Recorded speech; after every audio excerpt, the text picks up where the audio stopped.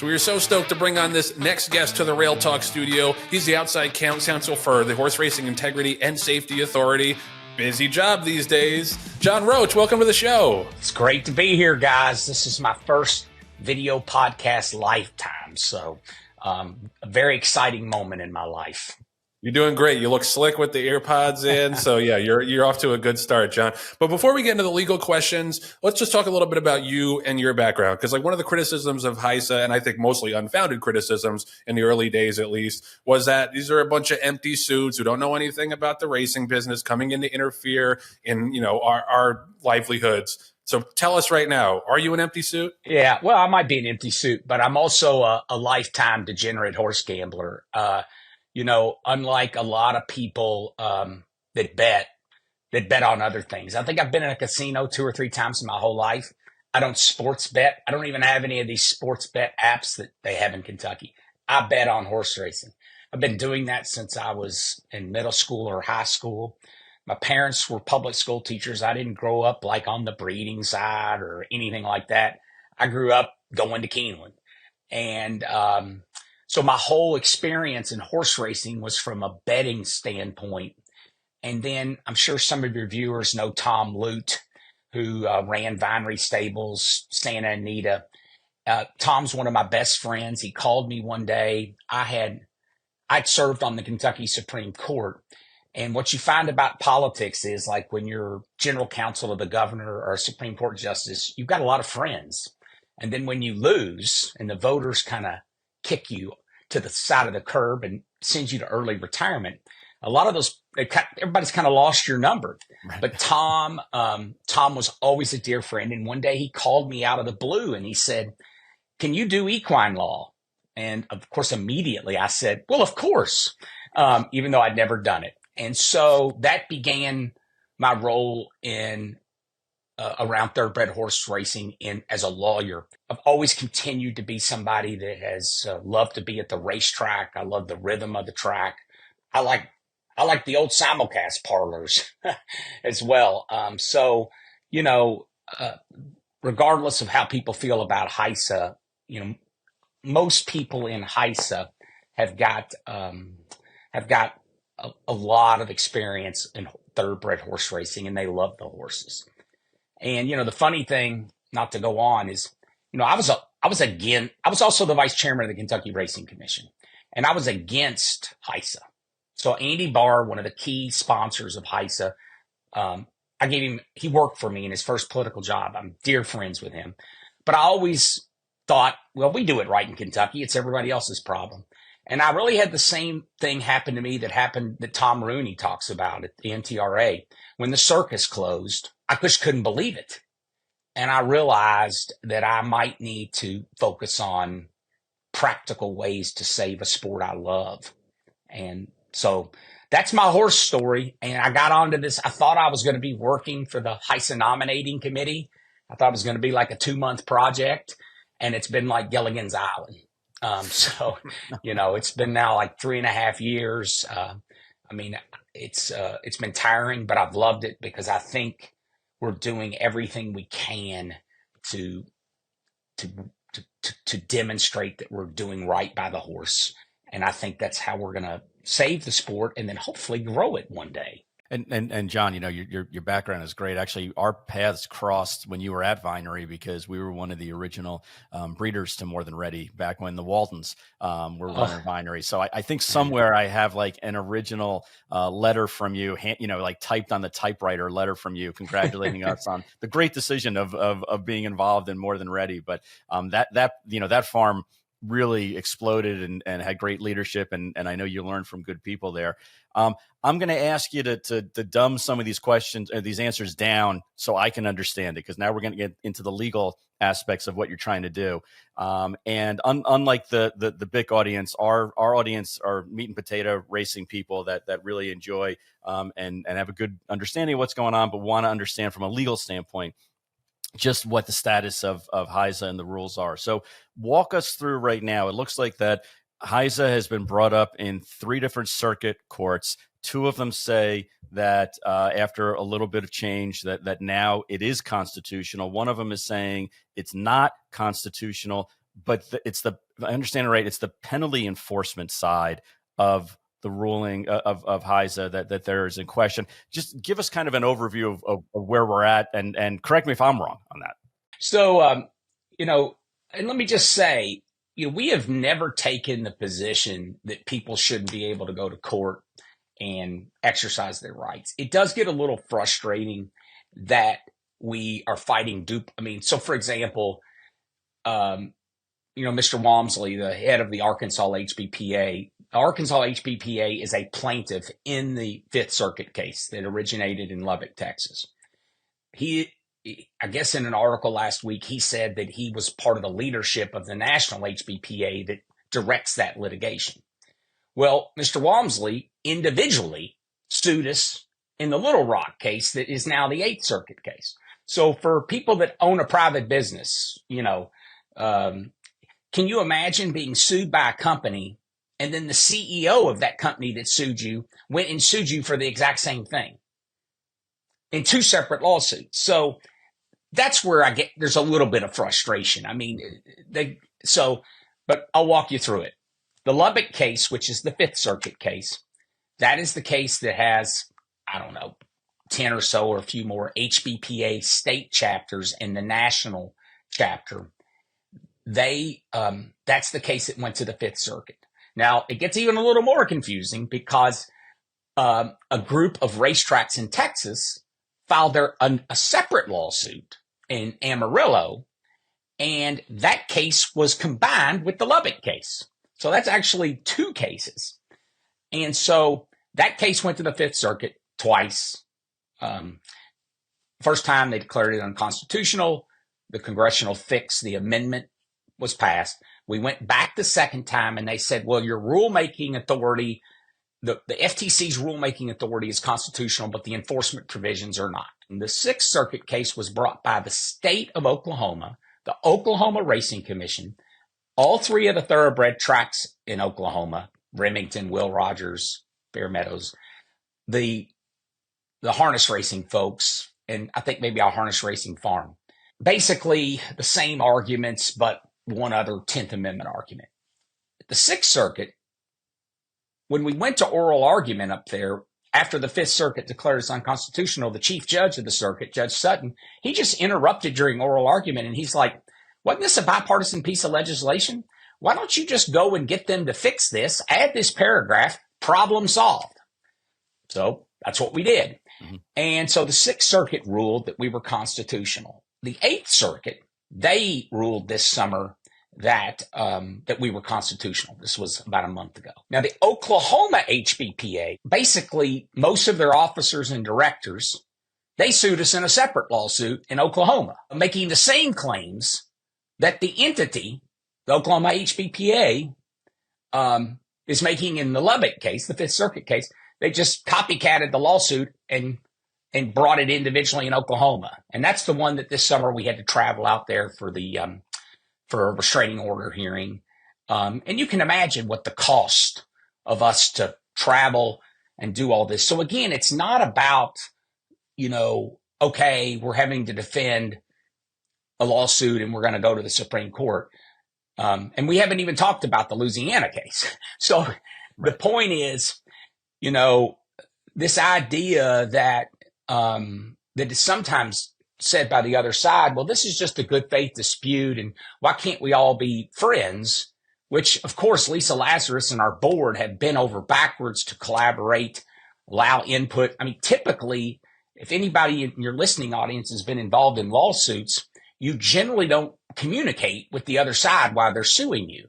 Right. We have done that regularly without lawyers around, all the inputs we get. So, I am really proud to be associated with the board that I'm associated with and the leadership team. And you all have had Lisa on and you all know Lisa. She's a collaborator. She listens. And when she can make changes that are positive, that make sense, she's done that. But, at some point, you have to call, I thought it was important for somebody to finally come on and kind of explain what I call serial litigation. Right. And so what's funny now is all these people have made these choices to go to multiple courts. And we've won in more courts. They've won in one court. And in the filing at the Supreme Court, again, this is what they wrote. They said, we're going to seek an injunction for all our members across the country. And to us, that seemed a little interesting. And, I think that based on some of the communication I've heard about in the last week, there might be some change in approach on that. But, you think about the Oklahoma situation. So the state of Oklahoma, the Oklahoma Racing Commission, and every thoroughbred racetrack in Oklahoma made a choice to come to Lexington, Kentucky to sue HISA and say that we were unconstitutional. The Oklahoma HBPA, they made a choice to go to Lubbock in the Fifth Circuit and make their claim. So I guess the Oklahoma HBPAs, if we get to Lubbock, I'll get to the Supreme Court here in a minute, they're going to say you can't enforce HISA in Oklahoma, even though another court has told the state of Oklahoma, the Racing Commission, and all three racetracks were constitutional. So I think this is one of the things that happens when you do serial litigation. It kind of causes confusion, uncertainty. Alan Foreman last week, agreed with me, regulatory chaos. So that's the lower court picture. Right. At the Supreme Court, the Sixth Circuit case is pending on a cert petition. The industry publications this summer correctly said that the court had denied the cert petition from the Sixth Circuit case. But there's a very obscure rule that allows a party to ask for reconsideration. So when the Fifth Circuit opinion came out, after the U.S. Supreme Court had denied the Sixth Circuit case, those plaintiffs asked the Supreme Court to reconsider the cert petition on the Sixth Circuit. The court has now asked us for a response and has asked the federal government for one. So the Sixth Circuit case has a cert petition filed at the Supreme Court. The Eighth Circuit case, they just filed a cert petition last week at the U.S. Supreme Court, and we'll have to respond to that. And then we filed our cert petition at the Supreme Court out of the Fifth Circuit case yesterday. Right. So hot off the press. Right. It's not even on the court docket yet. We have pending before the Supreme Court a motion. It's called a motion to stay the mandate of the Fifth Circuit. And we have asked the court, please consider not allowing the Fifth Circuit opinion to go into effect so that we can all just come to the Supreme Court and you can decide. We don't have to go back to the district court and fight about what's going to look like. We won't have any regulatory uncertainty. And that's what's before the Supreme Court, that exact motion. And that's called the shadow docket. Okay. So basically, John, let me just interrupt for a second. So if I understand this right, basically what HISA is asking is, instead of fighting all these multiple little forest fires, that are coming up, over the past couple of months, basically they're saying to the Supreme Court, will you just look at this in its entirety and make a ruling and basically cover all of these pending cases? Is that the understanding? Well, no, really. I mean, we're going to take the position that what we're really asking the court to do is to not change the status quo while we're at the Supreme Court. Got it. So we went to them and said, look, let's just keep the status quo, and then let's get to the court as fast as we can. And we even offered to let Texas, we would go to court and let the Fifth Circuit mandate apply to the Fifth Circuit, which would treat Texas like West Virginia and Louisiana until the court decides, which would allow them to export their signal. And so they've chosen not to do that. They've been kind of upset that we talked about this, but the reality is we think that if we've been operating for a few years, what's a few more months of the status quo to get this thing decided and get it done quickly? And let's all know the Supreme Court is going to decide one way or the other, and then we can go forward from there. Got it. All right. Well, it sounds to me from following these cases and from listening to you that the HBPAs are kind of court shopping, judge shopping, circuit shopping until they get the right result for them. And the Fifth Circuit sounds like it was the right result for them. I would be happy that this is going up to the Supreme Court because, in the perfect world, the Supreme Court is the ultimate arbiter, with not swayed by politics or ideology or any of that stuff, and they're just going to rule on the merits of the case. I don't believe that bullshit anymore. Like that's and I maybe I'm being too cynical, but I think you're being too cynical. Well, please, I'm telling you to talk me off the ledge on this, because the way this court has been politicized, I just find it hard to believe that they're going to rule in favor of more administration from the federal government and its sub entities. But tell me why I'm wrong.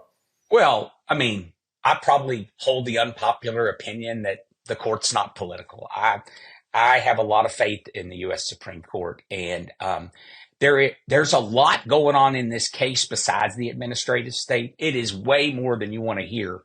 But the U.S. Supreme Court for the last few years, and particularly the last term, has been highly critical of the Fifth Circuit's approach to what is called facial challenges. This is across the entire spectrum of the court. There were the big Facebook case last year, a couple of other big cases.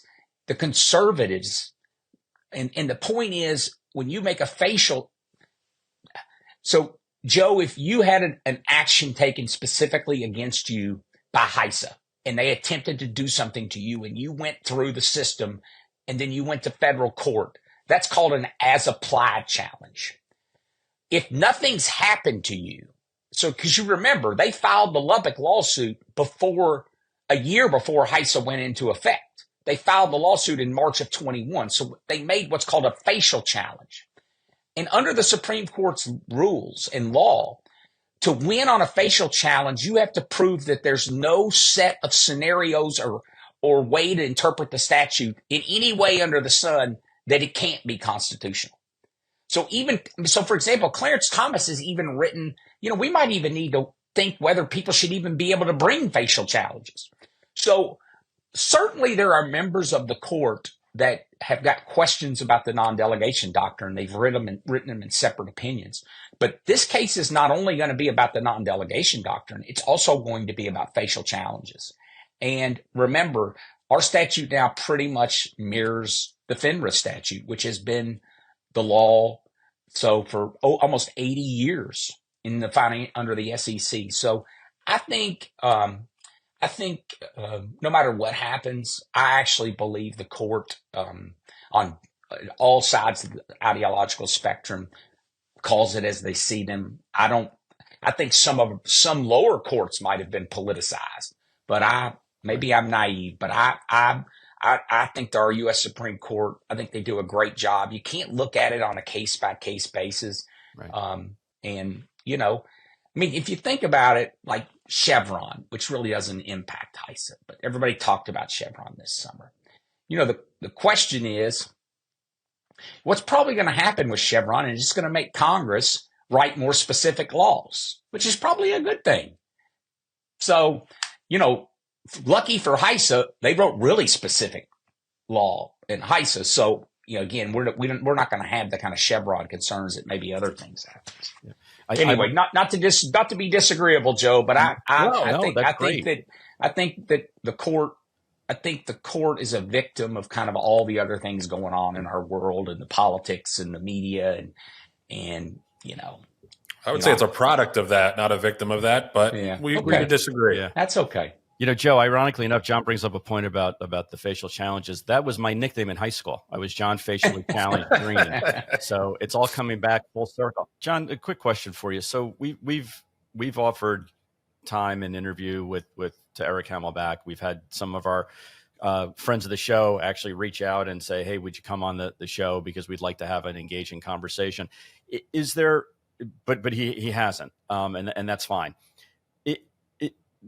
As far as the case goes, are there more things that we're in alignment with, we being HISA? HISA's in alignment with Hamelback and his group, or are there more things that you guys are disagreeing about? In other words, is there common ground and we're only fighting over 2 or 3 points, or is it, the baby's been thrown out with the bathwater? Either it's going to be HISA's rule or it's going to be kind of back to the rules of the way it was until we can get a new group to come in and pilot the ship. Oh, I don't think there's much common ground between the HBPA leadership and HISA. I mean, one of the things your listeners, and you all might not be aware of this, you know, well, you're certainly aware of, you know, the issues with metformin and all the things that happened and the kind of the pause that we put in. And then there's this study going on at the RMTC. And you might remember there have been other times, whether it's provisional suspensions, that we've made some changes. Do you know what's happened every time we've made one of those changes? They have made court filings and used them against us and say, so we've actually done things that the horsemen have asked us to do. Right. And then they put court filings in to say, see, they're unconstitutional. And so, for example, on metformin, which I can't imagine anybody would be against what we did, you can go to the Fifth Circuit website. They filed a letter saying, look what they've done. So for 2 years, everything we've tried to do, you know, to try to address concerns, it gets filed in court against us. And most people don't know that. But, you know, it's kind of the gift that keeps on giving. Yeah. Yep. Well, I mean, that was one of the things in the early days of HISA that always cracked me up in a morbid sense, was that, like, they would say that the rules are too rigid, and then when they switched up the rules, they would be like, "See, they don't know what they're doing. They're switching up the rules nonstop." Yeah. So Right. you can't have it both ways. And really, what we do is we just kind of defer things until the next round of rule changes. I mean, so for example, you know, like all those cases on human substances of abuse, you know, they're now capped out at 60 days. They're all technically stayed, waiting until we get the next round of rules. But at every instant, I mean, you can go read any of the briefs. They have pages of them. Every time we issued any guidance, any kind of thing, they have gone to court and say, see, they're unconstitutional. So it's, you know, I guess, you know, there's that old saying, no good deed goes unpunished. So. Right. Yeah, right. for sure. Credit to my board and Lisa. They have focused on doing the right thing. And, you know, the HISA board at every turn has just said, let's just do the right thing. Let's do right by the horses. Let's do right by the jockeys. Let's do right by the horsemen. And because they know, you know, look, you can divide the world, HISA, in really two camps. And it's people that are for it really kind of believe we're facing an existential crisis. And the people that are against it don't. And that's okay. But, you know, if you believe that racing is facing an existential crisis, and, you know, the circus, and then my friend Drew Fleming sat down with me one time, and he walked me through how much money the Californians bet into the Kentucky pools. He knew he could appeal to my Kentucky. And so we're all connected, let alone the breeding industry, the buyers, all that. But we're all connected. We've got to have California racing thrive. I mean, does anybody believe politicians in a Northeast state who aren't kind of more from the conservative rural area would turn their back on horse racing if the public said we don't want it anymore? I mean, obviously there's going to be horse racing probably no matter what in Kentucky and Louisiana. But what about New York? What about Delaware? What about Maryland? Right. These states that now is quite rural. And so, you know, for me, we've got to have national governing standards. We have to have national uniform rules, all these things that we're doing. And to me, I think Alan Foreman said last week that the compact has a chance of 0 to none. So it's really, if we're going to have a national approach, it's really HISA, or I don't know what the other options are. I guess we go back to the old system. Right. But that doesn't make me feel real good about our future. No, not at all. John, one more question. You know, we're fast forward to 2025, 2026. We're looking back at the Supreme Court's decision. Where do you see horse racing at that point? Lisa said it, and I totally agree. I hope we get to the point where we're not talking about HISA. I mean, quite frankly, I think we need to get the safety and the integrity taken care of. Look, there's still some things within the ADMC program that we need to work on and improve.